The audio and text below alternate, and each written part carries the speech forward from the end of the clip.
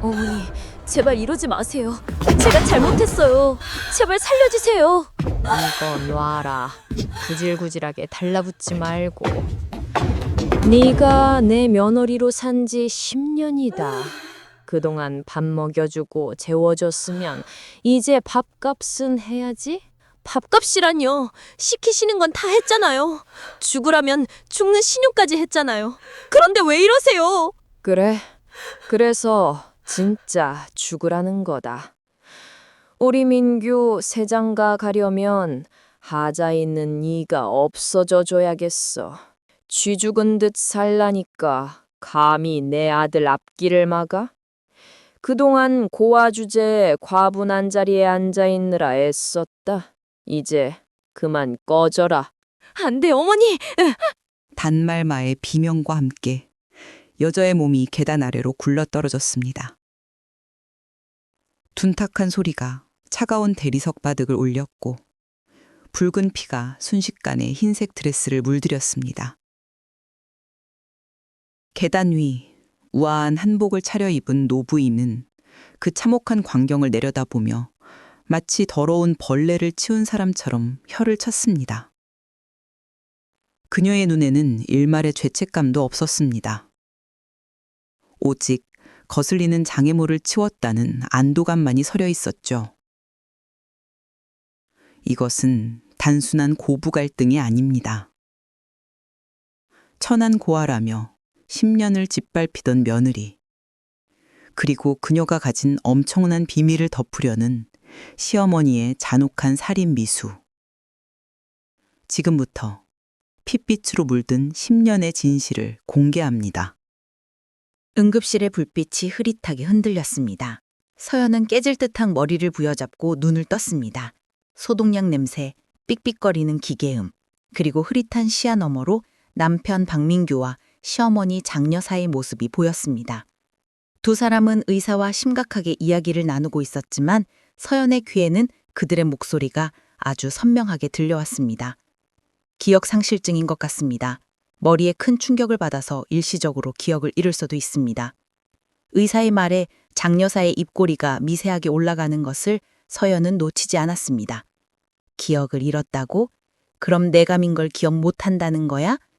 장여사의 속마음이 들리는 듯 했습니다. 서연은 본능적으로 눈을 다시 감았습니다. 지금 깨어났다는 걸 들키면 저 여자는 병실에서라도 나를 죽일 것이다. 공포가 온몸을 휘감았습니다.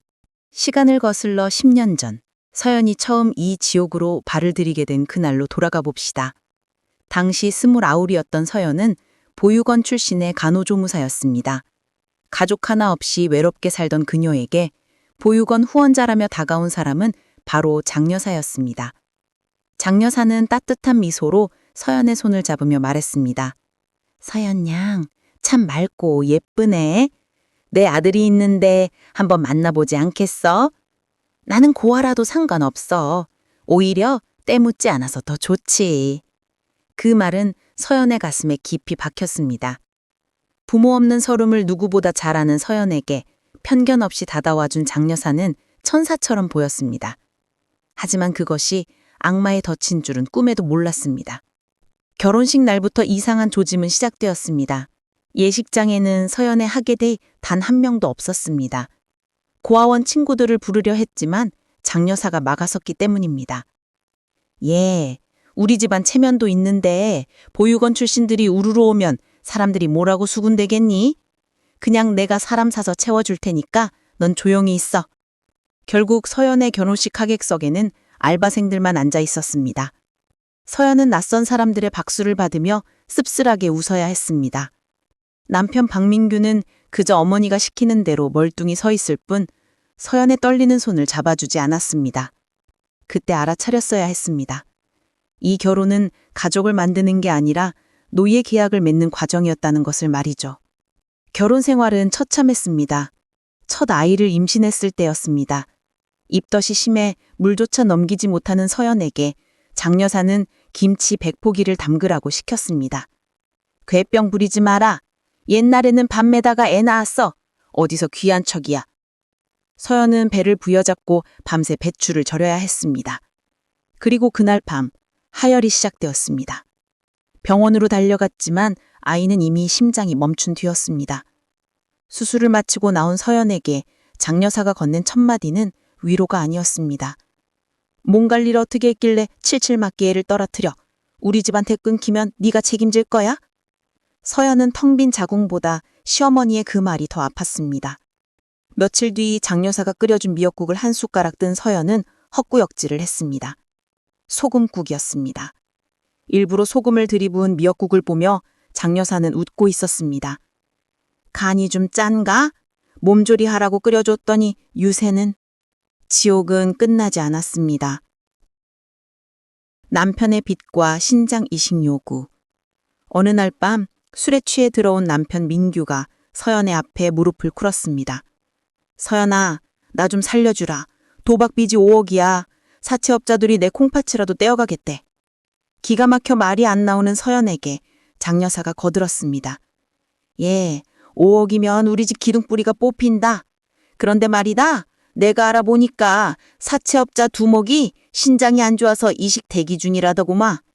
네가 신장 하나만 떼어주면 빚을 탕감해준다는데 어떻게 생각하니? 서연은 귀를 의심했습니다. 지금 며느리 신장으로 아들 도박 빚을 갚으라는 건가요? 어머니, 제정신이세요? 서연이 소리치자 장 여사의 눈빛이 돌변했습니다. 인연이 어디서 눈을 부릅떠? 걷어주고 먹여줬더니 은혜를 원수로 갚아! 네 몸뚱이 하나 희생해서 우리 집안 살리는 게 그렇게 억울해? 고아 주제에 가족이 생겼으면 그 정도는 해야지! 그날 이후 장 여사의 가스라이팅은 더욱 교묘하고 왕랄해졌습니다. 밥을 먹을 때마다 밥값이 아깝다, 숨쉬는 공기도 아깝다는 말을 주문처럼 메어댔습니다. 서연은 점점 자신이 정말 쓸모없는 존재라고 믿게 되었습니다. 나는 고아니까 받아준 것만으로도 감사해야 해. 내가 참으면 돼. 그렇게 서연은 자존감을 잃고 시댁의 그림자가 되어갔습니다. 매일 아침 5시에 일어나 아침상을 차리고 남편의 속옷바지 손빨래하며 시어머니의 발 마사지까지 하는 삶. 그것이 서연의 일상이었습니다. 그리고 문제의 그날 추석 명절이 다가왔습니다. 서연은 며칠 전 욕실 청소를 하다 미끄러져 오른팔에 깁스를 한 상태였습니다. 하지만 장 여사는 아랑곳하지 않았습니다. 야, 왼손은 멀쩡하잖아. 전 300장 붙이고 송편 빚고 갈비 20근 재워라. 손님들 오시는데 음식 모자라면 네가 다 책임져. 깁스한 팔에 비닐봉지를 씌우고 후라이팬 앞에 앉은 서연. 기름이 튀어 성한 왼손마저 물집이 잡혔지만 장 여사는 거실에서 TV를 보며 깔깔거리고 있었습니다. 아이고, 냄새 좋다. 좀 빠리빠리 못해? 군뱅이가 기어가는 것 같네. 서연의 눈에서 땀인지 눈물인지 모를 액체가 뚝뚝 떨어졌습니다. 그런데 그때였습니다. 기름이 모자라 다용도실로 들어가려던 서연은 열린 문틈으로 충격적인 장면을 목격하고 맙니다. 남편 민규가 낯선 여자와 뒤엉켜 있었습니다. 여자는 장 여사가 아끼는 회사 비서실의 김 실장이었습니다. 오빠, 언제까지 저 곰팽이랑 살 거야? 어머니가 이번 명절 지나면 내보낸다고 했잖아. 여자의 애교 섞인 목소리에 민규가 낄낄거렸습니다. 좀만 참아. 엄마가 제 앞으로 들어둔 생명보험금이 꽤 되나 봐. 그거 타내려면 사고라도 나야 하는데 타이밍 보고 있어. 서연은 입을 틀어막고 주저앉았습니다. 외도도 모자라 자신의 보험금을 노리고 있었다니 모든 것이 장 여사의 계획 아래 움직이고 있었던 것입니다. 당장이라도 뛰쳐나가 소리를 지르고 싶었지만 서연을 붙잡은 건 유치원에서 돌아온 6살 배기 아들 준우였습니다. 엄마, 나 왔어! 해맑게 웃으며 달려오는 아들을 보는 순간 서연은 다리에 힘이 풀렸습니다. 준우는 서연에게 남은 유일한 희망이자 삶의 이유였습니다. 이 아이를 두고 어떻게 가나? 내가 나가면 저 악마 같은 인간들이 우리 준우를 어떻게 키울지 뻔한데. 서연은 떨리는 손으로 아들을 껴안았습니다. 준우의 냄새를 맡으며 서연은 억지로 울음을 삼켰습니다. 하지만 서연은 몰랐습니다. 자신이 참고 견디는 것이 능사가 아니라는 것을. 이미 장 여사는 서연을 제거할 완벽한 시나리오를 완성해두고 있었다는 것을 말이죠. 그날 저녁 장 여사가 서연을 불렀습니다. 서연아, 옥상에 있는 장독대 좀 확인하고 오렴. 비가 온다는데 뚜껑이 열렸는지 봐야겠다. 깁스한 며느리에게 비 오는 날 옥상행을 지시하는 시어머니. 서연은 불길할 예감을 떨치지 못한 채 옥상으로 향하는 계단을 올랐습니다. 그리고 계단 끝에 다다랐을 때 뒤에서 서늘한 기척이 느껴졌습니다. 돌아본 곳에는 장여사가 서 있었습니다. 그 눈빛은 10년 전 처음 만났을 때의 천사가 아니었습니다. 먹잇감을 노리는 야수의 눈빛, 사리가 가득한 눈빛이었습니다. 이젠 쓸모가 없잖니? 장여사의 손이 서연의 어깨를 밀치는 순간 서연의 머릿속에는 단 하나의 생각만이 스쳤습니다. 살아야 한다. 살아서 이 악마들을 갈기갈기 찢어발게 한. 차가운 병실, 서연은 죽은 듯이 눈을 감고 있었습니다. 링거액이 떨어지는 소리 사이로 방문객들의 말소리가 들려왔습니다. 신의인 박민지였습니다. 그녀는 걱정스러운 표정으로 들어왔지만 입에서 나오는 말은 칼날보다 날카로웠습니다. 엄마, 언니 진짜 머리 어떻게 된 거 아니야? 의사 말이 영구적인 기억 손상일 수도 있다던데? 장여사가 쯧 혀를 찼습니다. 차라리 잘 됐다. 기억 돌아와서 나한테 꼬장 부리는 것보다 백치로 사는 게 낫지. 민지는 명품 가방을 고쳐매며 콧방귀를 꼈습니다. 그건 그렇고 언니 앞으로 들어둔 상해 보험금은 언제 나와? 나 이번에 가게 오픈할 때 보증금 모자란단 말이야. 오빠 빚 갚는데 다 들어가는 거 아니지? 엄마, 나도 집은 있어. 이불 속에서 서연의 주먹이 부들부들 떨렸습니다. 자신이 사경을 헤매는 동안 이 가족이라는 사람들은 보험금을 놓고 짐승처럼 다투고 있었습니다. 서연은 입술을 깨물며 다짐했습니다. 절대 들키면 안 된다. 내가 기억이 돌아왔다는 걸 아는 순간 저들은 나를 다시 죽이려 들 것이다. 며칠 후 서연은 태어나여 지옥 같은 시댁으로 다시 발을 들였습니다. 턱 밑 눈동자, 어눌한 말투. 서연은 완벽하게 바보가 되어 있었습니다. 어머니, 죄송해요.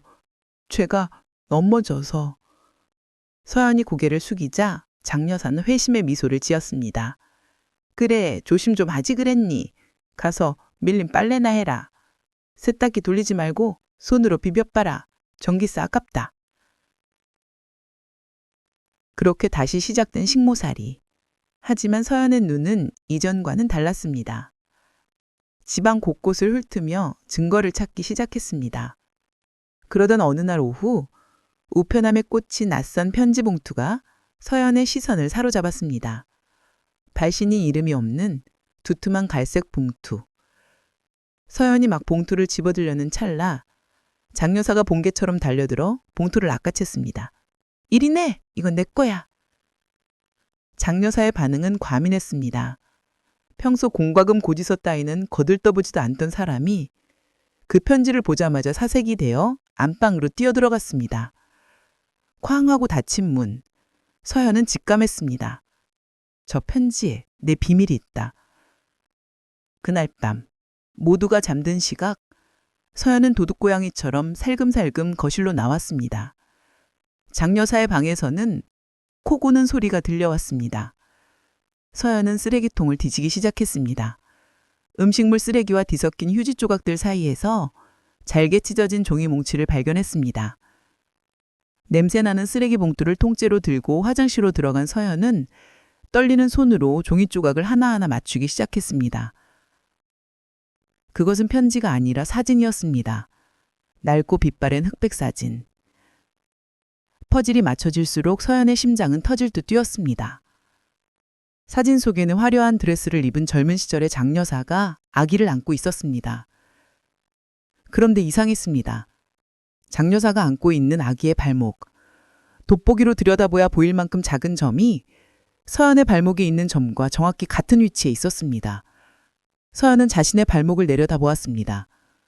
보육은 원장님이 늘 말씀하셨던 네 친부모를 찾을 유일한 단서라던 그 붉은 점.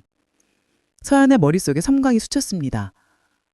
이 아기, 나잖아. 그럼 장여사가 내 엄마란 말이야? 아니야, 그럴 리 없어. 그렇다면 나를 이렇게 학대할 리가 없잖아. 혼란에 빠진 서연의 눈에 찢어진 편지 봉투의 뒷면이 들어왔습니다. 거기엔 휘걸려 쓴 글씨가 희미하게 남아 있었습니다. 한성그룹 회장, 30년 전 잃어버린 딸을 찾는다. 서연은 입을 틀어막았습니다.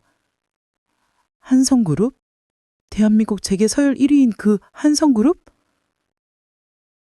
도대체 내가 그들과 무슨 상관이길래? 다음 날 아침 거실 TV에서 뉴스 속보가 흘러나왔습니다. 한성그룹 강 회장의 기자회견이었습니다. 백발이 성성한 강 회장은 울먹이며 호소하고 있었습니다. 죽기 전에 잃어버린 제 막내딸 지유를 찾고 싶습니다. 30년 전 가사도우미가 유괴해간 제 딸. 발목에 붉은 점이 있습니다. 서연은 설거지하던 손을 멈췄습니다. 발목에 붉은 점. 그리고 유괴. 모든 퍼즐이 맞춰지는 순간이었습니다. 그때 소파에 앉아있던 장 여사가 신경질적으로 리모컨을 집어던지며 TV를 껐습니다. 아침부터 재수없게 남의 집 가정사를 왜 내보내고 난리야? 장 여사의 손은 미세하게 떨리고 있었습니다. 서연은 보았습니다. 장 여사의 눈동자에 서린 공포를. 그녀는 단순히 시어머니가 아니었습니다. 30년 전 자신을 유괴해 인생을 송두리째 훔쳐간 범죄자였습니다. 분노가 치밀어 올라 칼을 쥔 손에 힘이 들어갔지만 서연은 다시 바보 연기를 해야 했습니다. 어머니, 왜 그러세요? 어디 편찮으세요? 서연이 묻자 장 여사는 흠칫 놀라며 소리쳤습니다. 넌 몰라도 돼. 가서 방 청소나 해. 서연은 방으로 돌아와 거울을 보며 눈물을 닦았습니다. 이제 알겠어. 왜 나를 며느리로 들였는지. 내가 한성그룹 핏줄인 걸 알고 혹시라도 내가 친부모를 찾을까 봐 평생 자기 눈앞에 두고 감시하려고. 그리고 내 몫의 유산을 가로채려고. 소름 끼치는 진실 앞에 서연은 오열했습니다. 하지만 슬퍼할 시간조차 없었습니다. 확실한 물증이 필요했습니다. 기회는 의외의 곳에서 찾아왔습니다. 며칠 뒤 남편 박민규가 인사불성이 되어 들어왔습니다. 술 냄새를 풍기며 들어온 그는 서연을 보자마자 낄낄거렸습니다. 야, 정서연, 너 로또야 로또. 알아? 멍청한 년, 네가 얼마짜린 줄도 모르고 내가 너 데리고 사느라 얼마나 고생했는지 아냐? 나중에 그 돈 받으면 나한테 절해라. 민규는 횡설수설하며 바닥에 쓰러져 잠들었습니다. 서연은 잠든 남편의 주머니를 뒤졌습니다. 지갑 속에서 꼬깃꼬깃한 명함 한 장이 나왔습니다. 한성그룹 비서실장. 남편도 장 여사도 이미 한성그룹과 접촉하고 있었던 것입니다. 그들은 서연의 정체를 숨긴 대가로 뒷돈을 요구하고 있었을지도 모릅니다. 그때 현관 초인종이 울렸습니다. 새벽 1시. 인터폰 화면에 뜬 얼굴은 비서실 김 실장. 남편의 내연녀였습니다. 문을 열자마자 그녀는 서연을 밀치고 들어왔습니다. 어머, 언니 아직 안 잤어요? 오빠 여기 있죠? 뻔뻔하게 안방으로 들어가려는 그녀를 서연이 막아섰습니다. 나가세요. 남의 집에서 뭐 하는 짓입니까? 그러자 김 실장은 코웃음을 쳤습니다. 남의 집? 여기 곧 내 집 될 건데. 언니, 주제 파악 좀 해요. 어머니가 언니 왜 데리고 있는지 알아요? 그냥 보관함이야. 귀중품 보관함. 열쇠 찾으면 갖다 버릴 깡통이라고. 김 실장의 말은 서연의 가슴에 불을 질렀습니다. 보관함이라니. 내가 물건인가? 김 실장이 돌아간 뒤 서연은 결단을 내렸습니다. 더 이상 당하고만 있지 않겠다. 내 진짜 부모님이 누구인지, 내 인생이 어디서부터 잘못됐는지 내 손으로 밝혀내겠다. 서연은 화장실로 들어가 칫솔 하나를 챙겼습니다. 장여서의 칫솔이었습니다.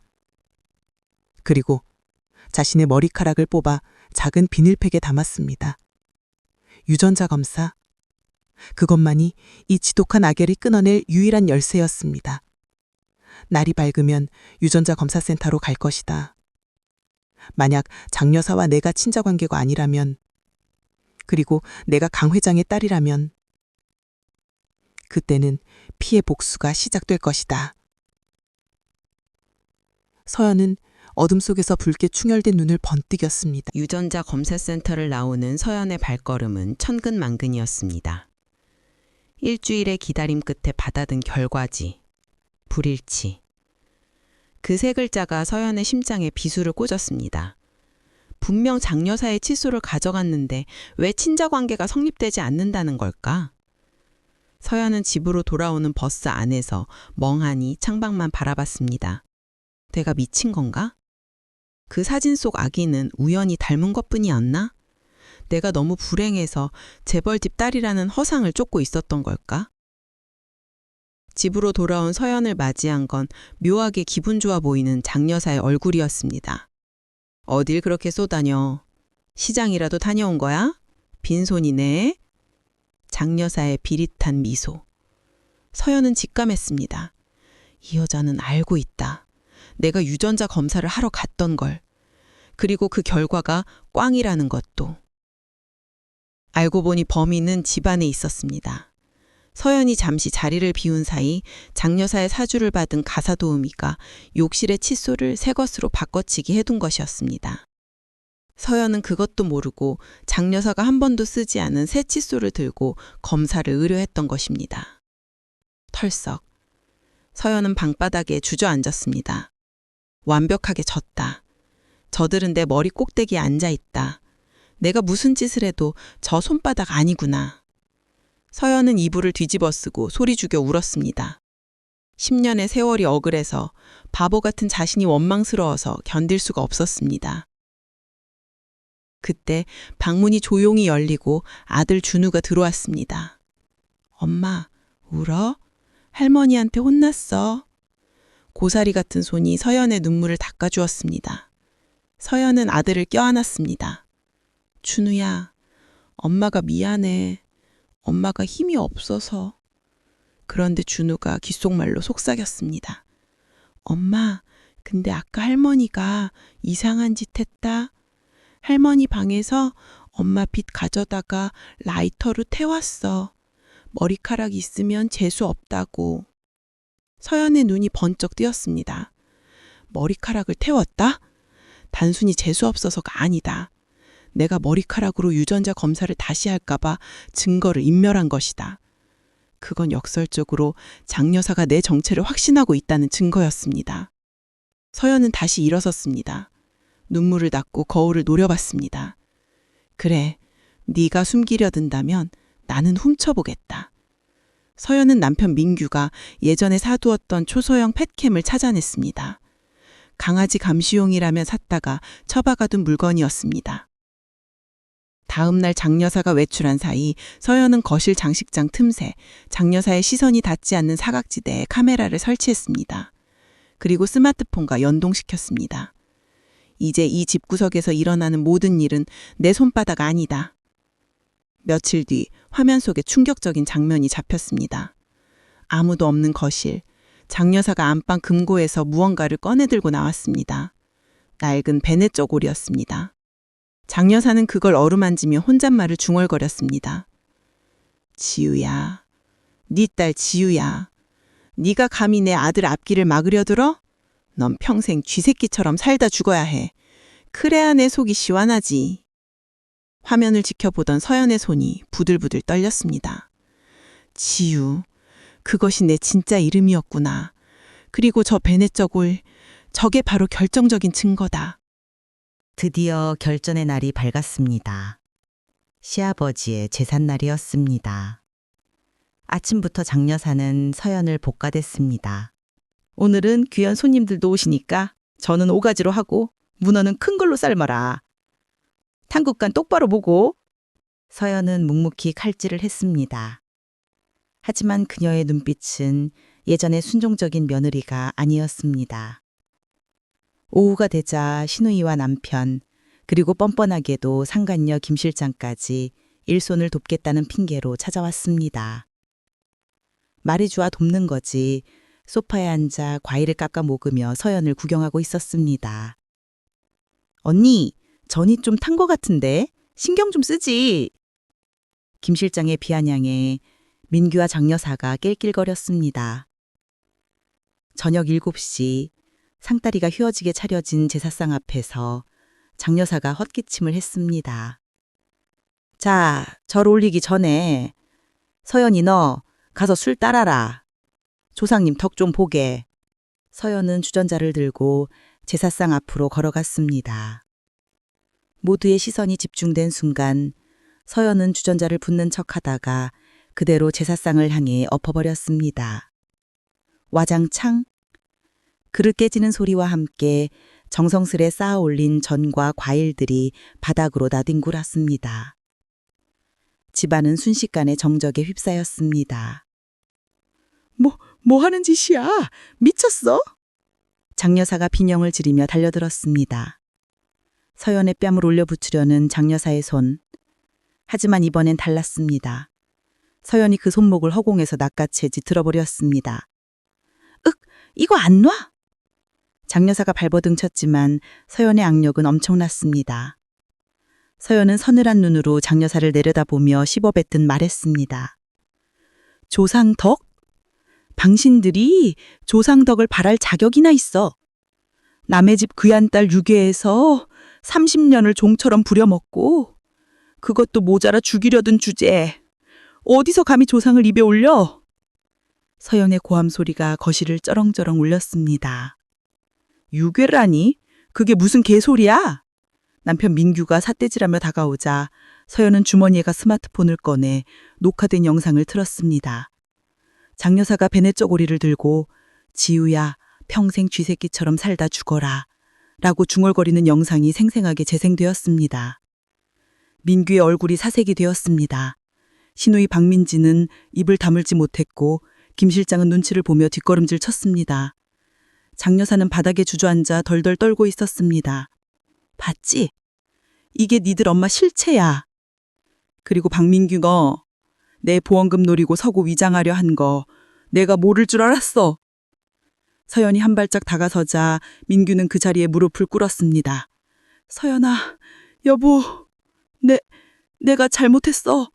다 빚 때문에 사채업자들이 죽인다고 협박해서 엄마가 시키는 대로 했을 뿐이야. 비겁한 변명. 서연은 민규의 어깨를 발로 걷어찼습니다. 꺼져. 더러우니까 내 몸에 손대지 마.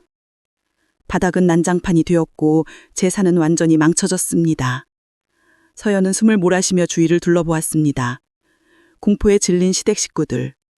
이제 주도권은 넘어왔습니다. 그때 구석에 숨어있던 김 실장과 눈이 마주쳤습니다. 서연의 머릿속에 새로운 계획이 스쳤습니다. 저 여자 이용할 수 있겠다. 돈밖에 모르는 저 속물근성을 역이용하면 장여사를 더 완벽하게 무너뜨릴 수 있어. 서연의 입가에 서늘한 미소가 번졌습니다.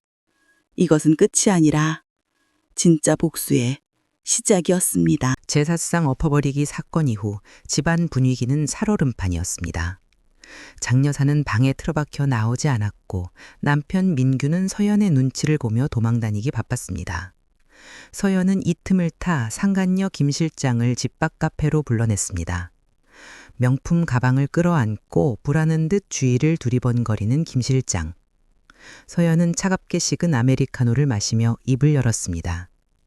김 실장, 너도 봤지? 우리 시어머니가 어떤 사람인지.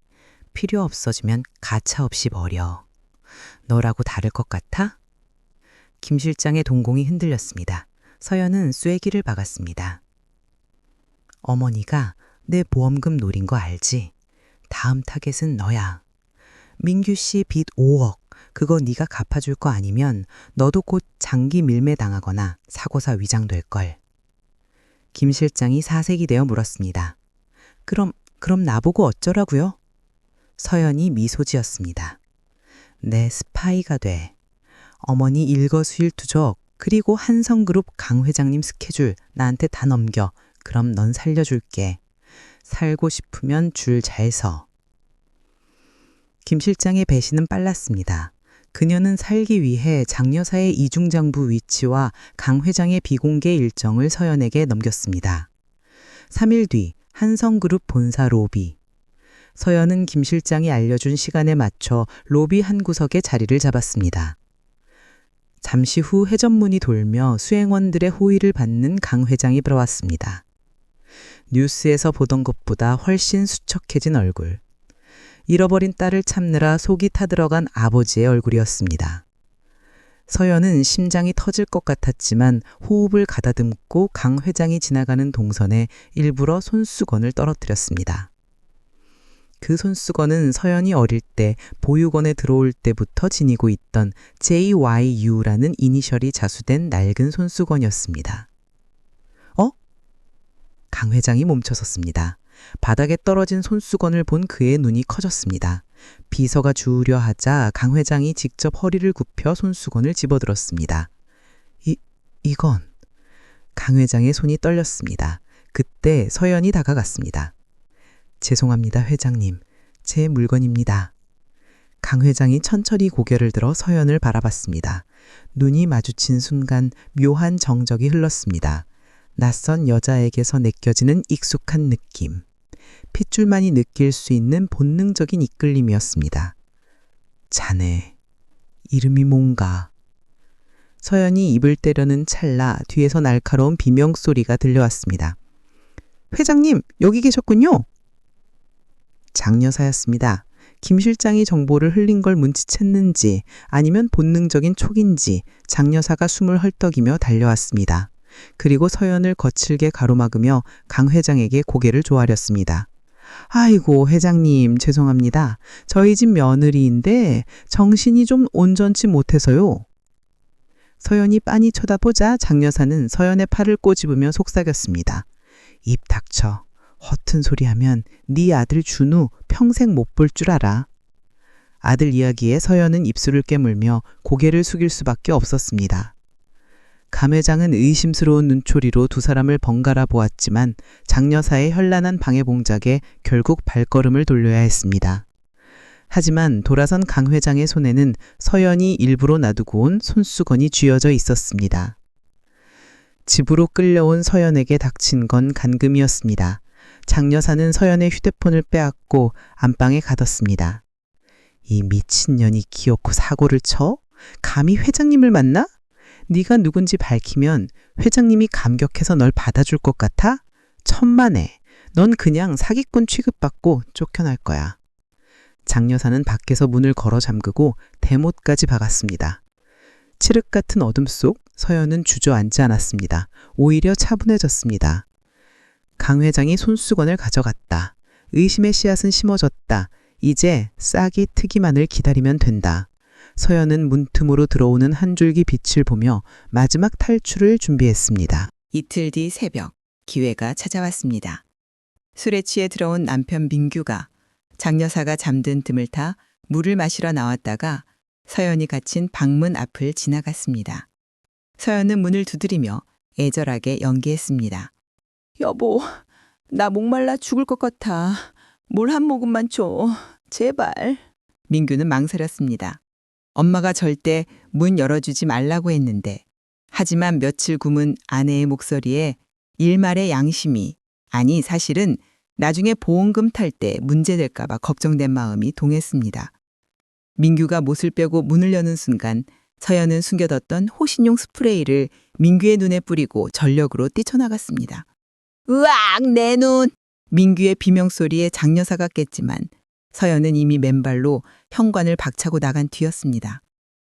비 내리는 새벽거리, 서연은 택시를 잡아타고 한성그룹 본사가 아닌 강 회장의 자택으로 향했습니다. 김 실장이 알려준 주소였습니다. 인터폰 앞에서 서연은 외쳤습니다. 회장님, 저 서연입니다. 손수건 주인입니다. 제발 문 좀 열어주세요. 잠시 후 굳게 닫혀있던 대문이 열리고 비를 맞으며 강 회장이 직접 걸어 나왔습니다. 그의 손안은 유전자 검사 키트가 들려 있었습니다.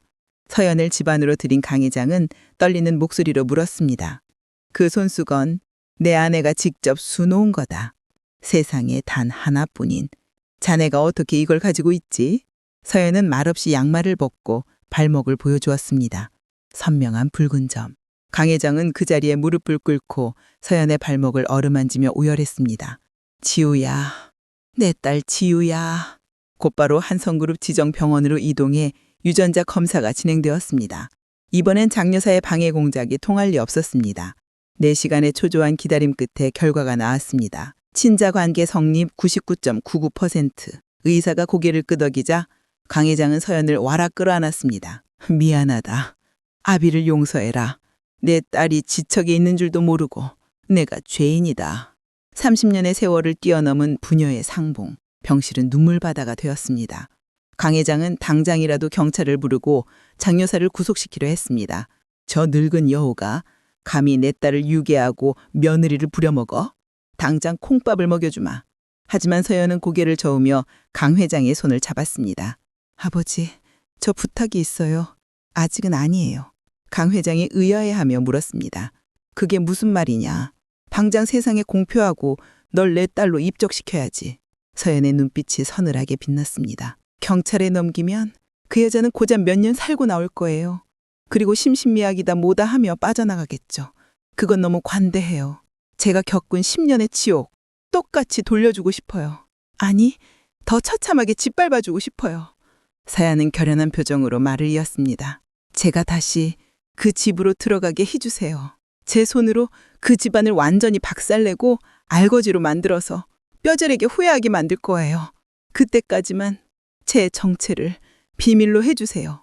강 회장은 딸의 눈에서 뿜어져 나오는 도끼를 보았습니다. 그것은 단순히 복수심이 아닌 잃어버린 삶에 대한 처절한 보상심리였습니다. 강 회장은 눈물을 닦고 서연의 손을 꽉 잡았습니다. 그래, 네 뜻대로 하마. 내 모든 힘과 돈을 동원해서 널 돕겠다. 뒤는 이 아비가 봐줄 테니 넌 하고 싶은 대로 다 해라. 그 여자가 피눈물을 흘리게 만들어라. 든든한 지원군을 얻은 서연. 그녀는 다시 지옥 같은 시댁으로, 아니, 이제는 사냥터가 된 그곳으로 돌아갈 준비를 마쳤습니다. 그녀의 입가에는 장 여사를 향한 섬뜩한 미소가 걸려 있었습니다. 기다려요, 어머니. 이제 당신이 내 발 아래 엎드릴 차례니까. 며칠 뒤 도망쳤던 서연이 제 발로 시댁 현관문을 열고 들어왔습니다.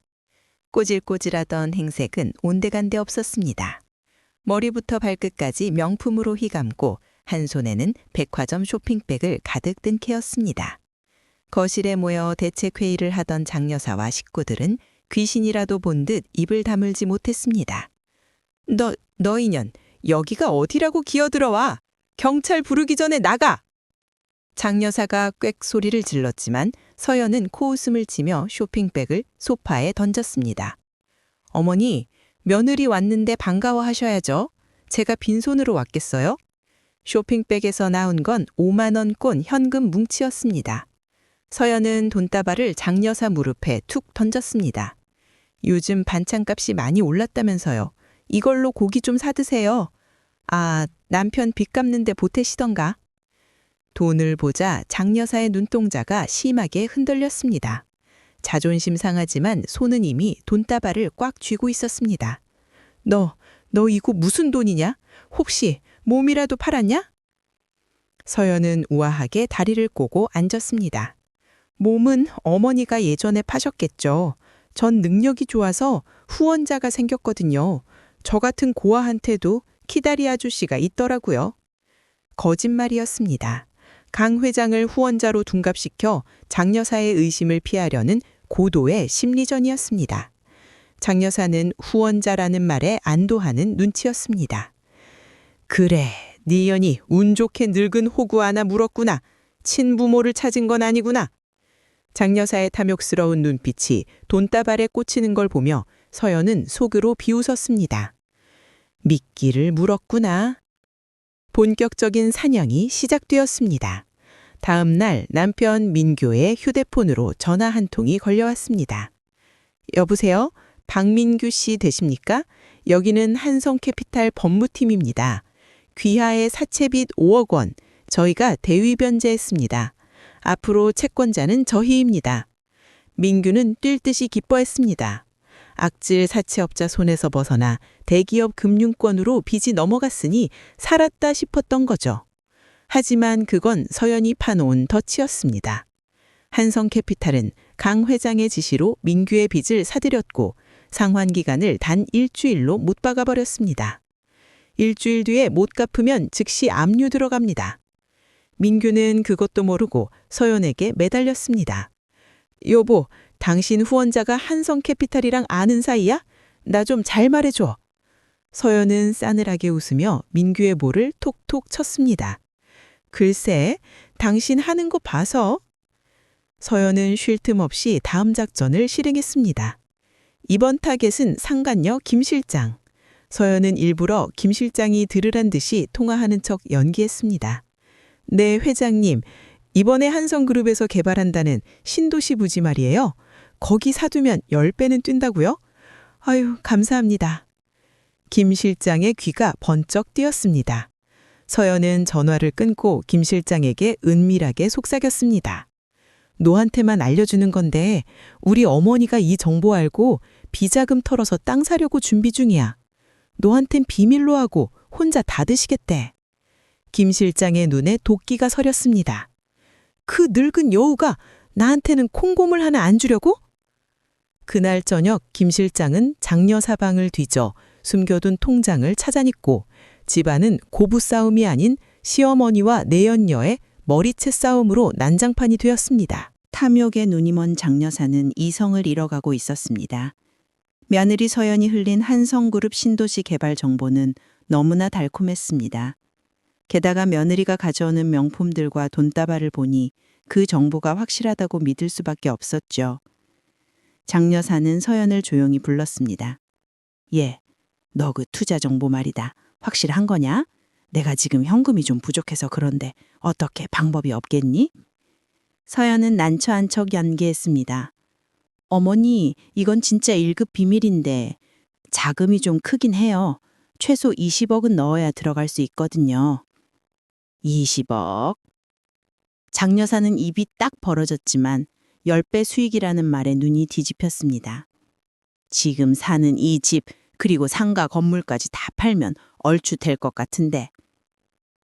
결국 장여사는 집문서와 땅 문서를 들고 나왔습니다.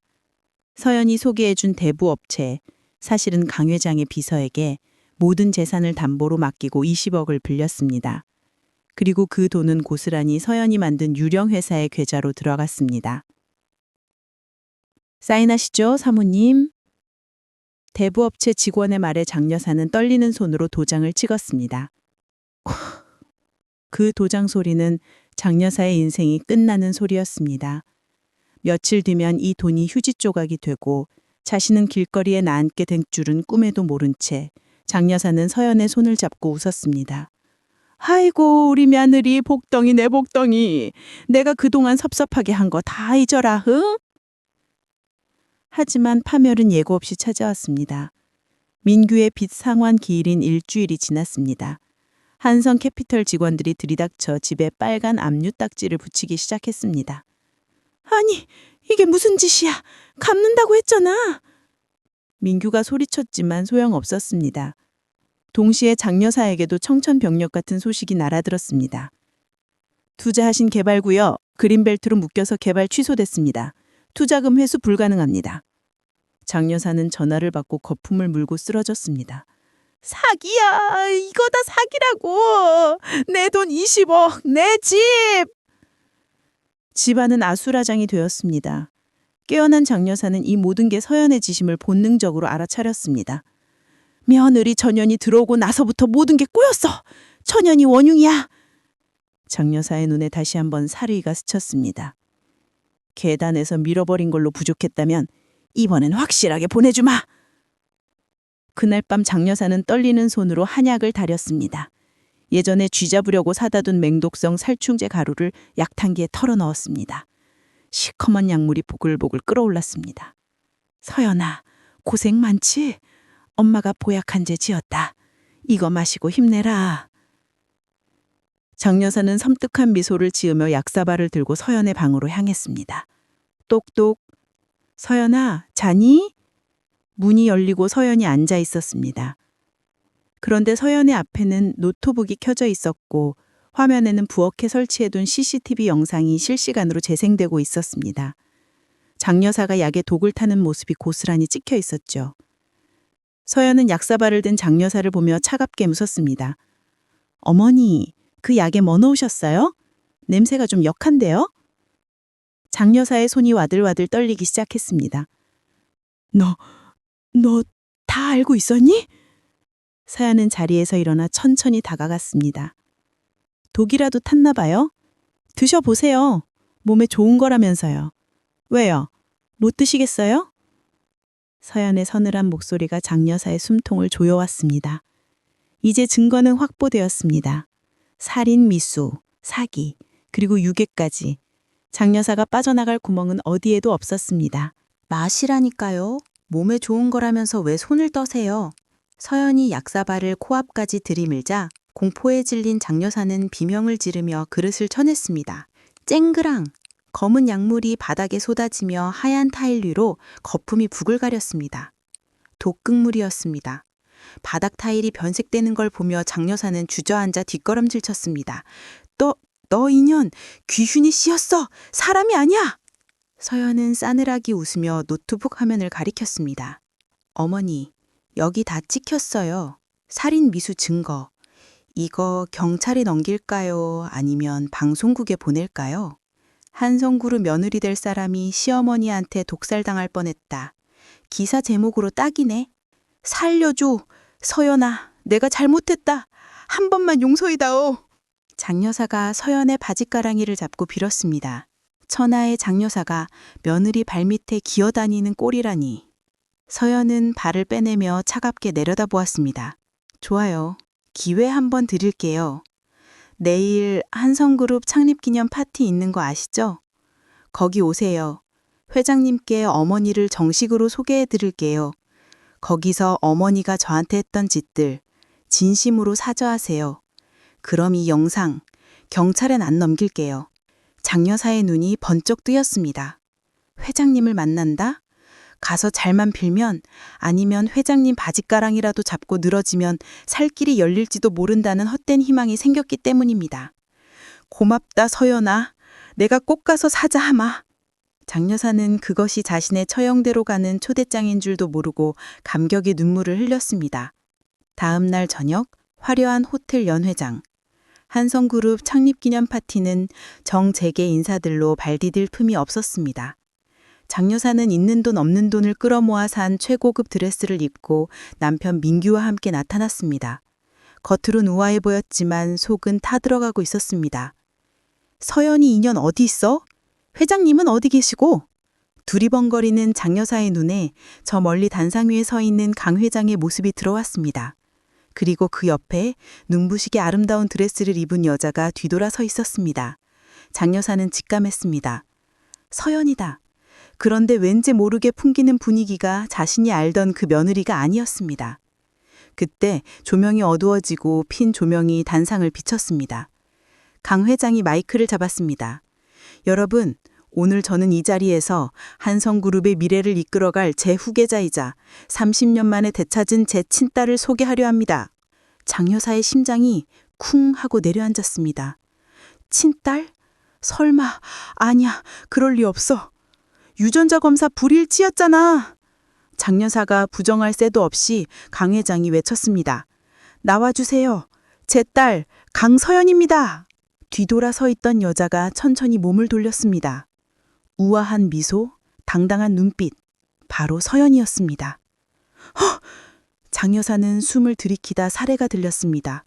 민규는 입을 떡 벌리고 굳어버렸습니다. 서연이가 왜 저기에? 여보, 이게 어떻게 된 거야? 주변 사람들이 웅성거리기 시작했습니다. 어머, 저 여자 박민규 씨 부인 아니야? 잃어버린 딸이라고? 그럼 재벌 3세였던 거야? 수근거림 속에 서연이 마이크를 잡았습니다. 안녕하세요. 강서연입니다. 오늘 이 기쁜 날 제가 여러분께 보여드릴 특별한 영상이 하나 있습니다. 지난 10년 제가 어떤 삶을 살아왔는지 그리고 누가 저를 이렇게 만들었는지에 대한 기록입니다. 서연의 시선이 정확히 장여사를 향해 꽂혔습니다. 장여사는 본능적으로 도망치려 했지만 다리가 풀려 움직일 수 없었습니다. 연회장에 대형 스크린이 켜졌습니다. 사람들은 감동적인 성장 드라마를 예상했지만 화면에 나온 것은 지옥도였습니다. 깁스한 팔로 전을 붙이는 서연에게 소금을 뿌리는 장여사. 고아 주제에 어디서 감히! 라고 소리치며 뺨을 때리는 장면. 그리고 결정적으로 어젯밤 약탕기에 독극물을 털어넣으며 섬뜩하게 웃는 장여사의 얼굴이 클로즈업 되었습니다. 경악에 찬 비명이 연회장 곳곳에서 터져나왔습니다. 저게 뭐야? 저 여자 살인마 아니야? 화면 속 장여사의 목소리가 생생하게 울려 퍼졌습니다. 지유야? 평생 쥐새끼처럼 살다 죽어라! 아니야! 저건 조작이야! 장여사가 악을 쓰며 소리쳤지만 이미 경호원들이 그녀의 양팔을 결박했습니다. 단상에서 내려온 강 회장이 분노에 찬 얼굴로 장여사 앞에 섰습니다. 네가 감히 내 딸을 유괴하고 10년을 노예처럼 부려먹어? 그러고도 살기를 봐라! 당장 이 여자를 경찰에 넘겨라! 살인 미수 및 유기 혐의로 고소한다! 민규 역시 공범으로 체포되었습니다. 엄마! 나 아니야! 엄마가 시켰잖아! 추하게 서로를 탓하며 끌려나가는 모자. 플래시 세레가 그들의 일그러진 얼굴을 낱낱이 찍어댔습니다. 장여사의 완벽했던 가면이 전 국민 앞에서 박살나는 순간이었습니다. 하지만 이것이 끝이 아니었습니다. 경찰 조사를 받고 풀려난 장여사. 구속 영장 심사 대기 중. 그러니까 집으로 돌아왔을 때 그녀를 맞이한 건 현관문에 붙은 빨간 압류 딱지들이었습니다. 비밀번호를 눌러도 문은 열리지 않았습니다. 그때 등 뒤에서 서연의 목소리가 들렸습니다. 비밀번호 바뀌었어요, 어머니. 아니, 장여사님. 뒤를 돌아보니 서연이 팔짱을 끼고 서 있었습니다. 내 집에서 뭐 하는 거냐? 문 열어! 장여사가 발악했지만 서연은 집문선을 흔들어 보였습니다. 잊으셨어요? 20억 투자한다고 담보로 잡히셨잖아요. 그 빚 제가 인수했어요. 이제 이 집은 제 겁니다. 나가주세요. 내매 집 대문 앞에서 행패 부리지 마시고요. 서연의 눈짓에 이삿짐 센터 직원들이 장여사와 민규의 짐을 쓰레기 봉투에 담아 대문 밖으로 던져버렸습니다. 옷가지와 잡동사니들이 길바닥에 나뒹굴었습니다. 안 돼! 내 밍크코트! 내 보석함! 장여사가 쓰레기 더미를 뒤지며 울부짖었지만 지나가는 동네 사람들은 손가락질하며 비웃을 뿐이었습니다. 저료사가 뉴스에 나온 그 악독 시어머니래. 꼴 좋다. 천벌받은 거야. 비가 추적추적 내리기 시작했습니다. 갈 곳 잃은 장여사와 민규, 그리고 눈치 없이 따라온 신우이와 상간녀 김 실장까지. 네 사람은 처마 밑에서 서로를 탓하기 시작했습니다. 엄마 때문에 망했어. 내 인생 물어내! 민규가 장여사를 밀쳤고 장여사는 바닥에 나뒹굴었습니다. 김 실장은 장여사의 가방을 낚아채 도망치려다 머리채를 잡혔습니다. 길바닥에서 벌어진 개싸움. 서연은 2층 테라스에서 와인을 마시며 그 추한 꼴을 내려다보고 있었습니다. 지옥에 온 걸 환영해. 이제 시작이야. 진짜 고통은 지금부터니까. 서연의 입가에 맺힌 미소는 빗물보다 차갑고 와인보다 붉었습니다. 비 내리는 거리, 시댁 식구들의 난투극은 점입가경이었습니다. 서로의 머리채를 잡고 뒹구는 꼴은 흡사 짐승들의 다툼 같았습니다. 그때 눈치를 살피던 상간녀 김 실장이 장여사의 품에서 무언가를 낚아챘습니다. 장여사가 마지막까지 숨겨왔던 비상금과 폐물이 든 작은 파우치였습니다. 이거라도 챙겨야겠어. 김 실장이 파우치를 들고 어둠 속으로 뛰기 시작했습니다. 거기 안 서! 이 도둑년아! 장여사가 맨발로 뒤쫓았지만 빗길에 미끄러져 시멘트 바닥에 얼굴을 쳐박고 말았습니다. 피 섞인 비명이 터져나왔습니다. 믿었던 신복에게 전 재산을 털리고 앞니까지 부러진 채 길바닥에 널브러진 장여사. 그녀의 화려했던 시절은 그렇게 빗물에 씻겨 내려갔습니다. 설상가상으로 경찰차 사이렌 소리가 들려왔습니다. 민규 씨, 박민규 씨 드시죠? 경찰들이 남편 민규에게 수갑을 채웠습니다. 혐의는 한성캐피탈 대출 사기 및 장여사의 살인 미수 방조죄였습니다. 엄마네 시켰다고! 난 모른다고! 민규가 발버둥 쳤지만 소용없었습니다. 아들이 경찰차에 실려가는 모습을 보며 장여사는 바닥을 치며 통곡했습니다. 아이고 민규야! 내 아들, 내 아들! 하지만 아무도 그녀를 동정하지 않았습니다. 그녀 역시 참고인 조사를 위해 경찰서로 연행되었습니다. 유치장에 갇힌 장 여사는 철창을 붙잡고 소리쳤습니다. 내가 누군 줄 알아? 나 한성그룹 사건이야. 강 회장 오라 그래. 하지만 돌아오는 건 당직 경찰의 싸늘한 대꾸뿐이었습니다. 아줌마, 조용히 좀 합시다. 사도는 무슨 유괴범 주제? 계절이 바뀌어 찬바람이 부는 늦가을.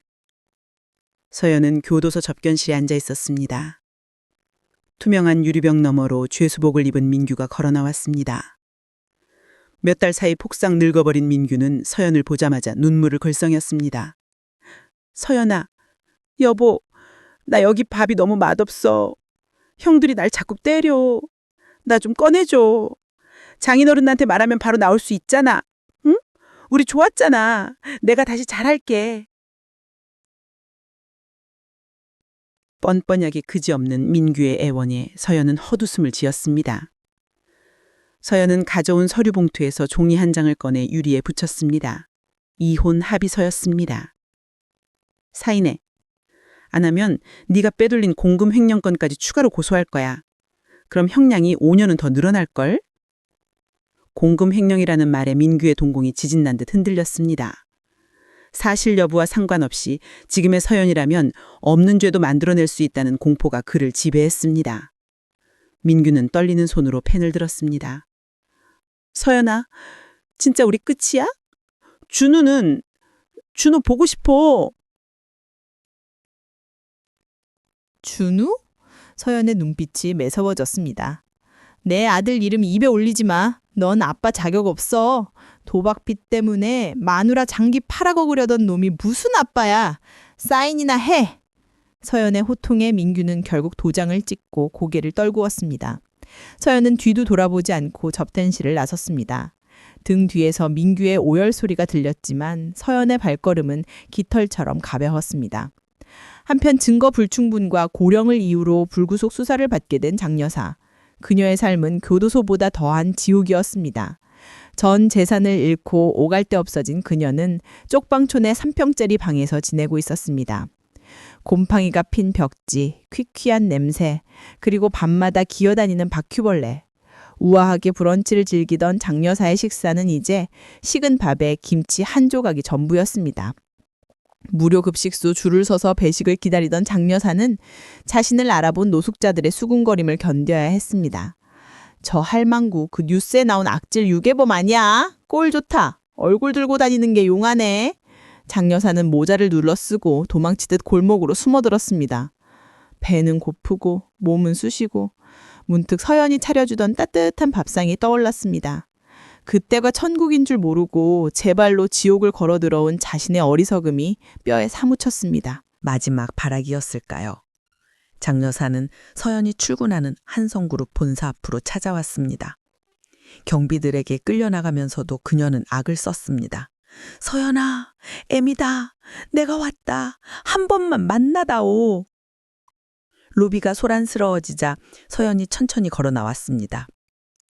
세련된 정장 차림의 서연은 예전에 주눅든 며느리가 아닌 위험 있는 경영자의 모습이었습니다. 장 여사는 서연을 보자마자 바닥에 무릎을 꿇고 기어갔습니다. 서연아, 내가 잘못했다. 귀진에 쓰였었나 봐. 그래도 내가 널 10년이나 먹여주고 재워주지 않았니?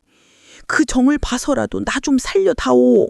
이 늙은이 갈 데가 없어 얼어 죽게 생겼다. 서연은 무표정하게 장 여사를 내려다보았습니다. 정?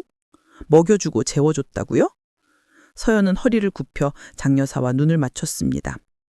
어머니, 아니, 당신. 당신은 날 치운 게 아니야. 사육했지. 내 노동력을 착취하고 내 정체성을 말살하고 내 영혼을 갉아먹었어. 그건 정이 아니라 범죄야. 그리고 당신이 살려달라고 빌어야 할 대상은 내가 아니야. 당신이 유괴해서 30년 동안 생이별하게 만든 우리 부모님. 그리고 당신 때문에 지옥을 겪은 내 어린 시절에 나한테 빌었어야지. 서연은 싸늘하게 돌아섰습니다. 이 사람, 다시는 내 눈에 안 띄게 치워주세요. 경호원들이 장 여사를 짐짝처럼 들어올렸습니다. 안 돼! 서연아! 지우야! 장여사의 절규는 닫히는 자동문 너머로 사라졌습니다. 그것이 서연이 기억하는 그녀의 마지막 모습이었습니다.